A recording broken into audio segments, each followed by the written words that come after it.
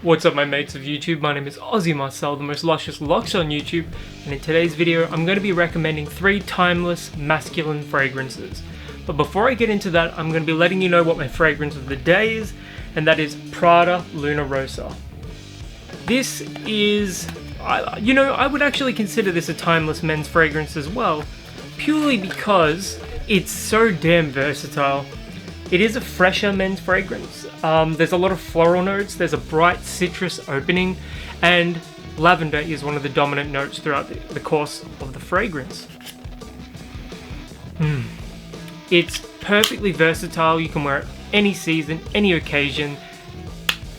Luna Rossa will serve you very well. Some people prefer carbon.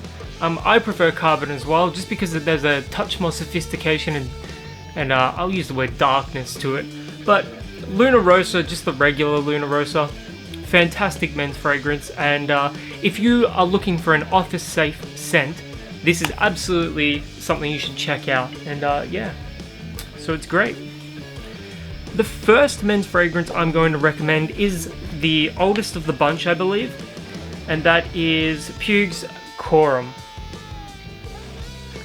This is a timeless men's scent. It's absolutely masculine.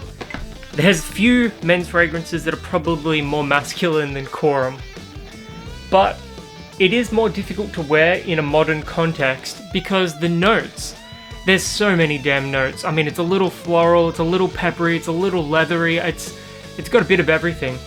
And I'll just show you the atomizer here. It's more of a cloud, a puff. It definitely smells dated, but in a good way. Think of fragrances like, let's say, Dracar Noir by Guy Laroche or Paco Rabanne Pour Homme. So if you can visualize the way those fragrances smell, visualize the smell, do that. But if you can imagine and think back to how those fragrances smell, you've got a pretty good idea of what Quorum smells like. It's timeless, it's dated, and it is undeniably masculine. This fragrance is going to make you stand out because A, nobody's wearing it, and B, it's about as masculine as a fragrance gets. It's the fact that it's got so many notes might be off-putting to you. You might want something a little more simple to wear, but definitely check this one out. $20 Australian at Chemist Warehouse. It's well worth the $20. It's cheaper than Dracar Noir as well. It's a little cheaper than Cool Water as well. So definitely check that one out. It's timeless masculinity. Next up is the most recent of the bunch that I'm going to be recommending, and that is Coach New York. The price on this, I rarely see Coach go on sale. This was the 40 ml, and I think I got it for about $40 Australian. But the bigger sizes are generally much better value. And here's the packaging. I love the packaging of Coach. As for the scent itself, you've got to twist the cap.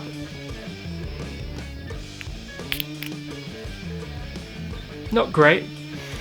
It's slightly blue. It's similar to the Dior's Sauvage, but I wouldn't call it a Sauvage clone or anything like that. It's got a pepperiness, again.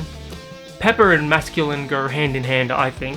But it's also got an ambroxan-ish sweetness and a touch of animalic leather, but just a touch, ever so soft and subtle.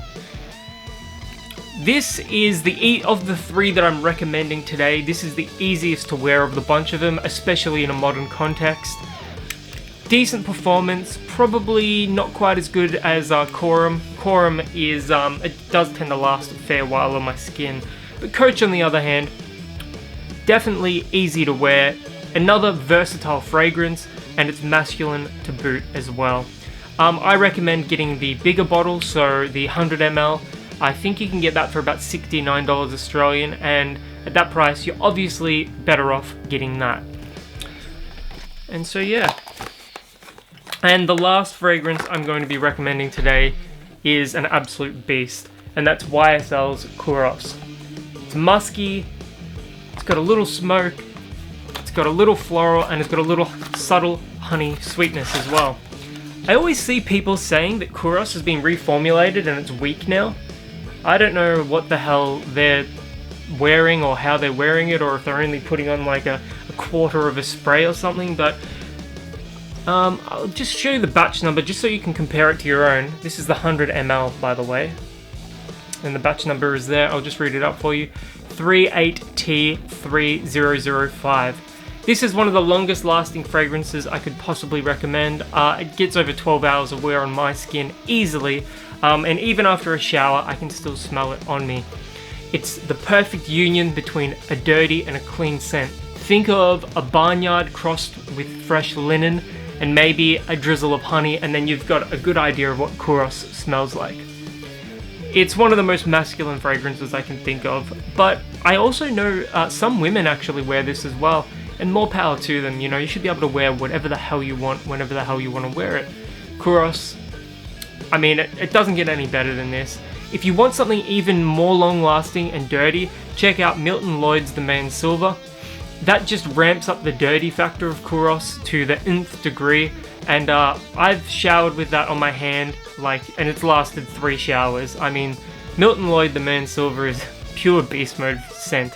But yeah, Kouros, classy, sophisticated, and a little dirty as well. Yeah. So those are the 3 fragrances I'm recommending today that are timelessly masculine. If you've ever worn any of these before, let me know in the comments below, as I'm always curious to hear what you guys think. And until the next video, my name is Aussie Marcel, the most luscious locks on YouTube, and I'll catch you guys around.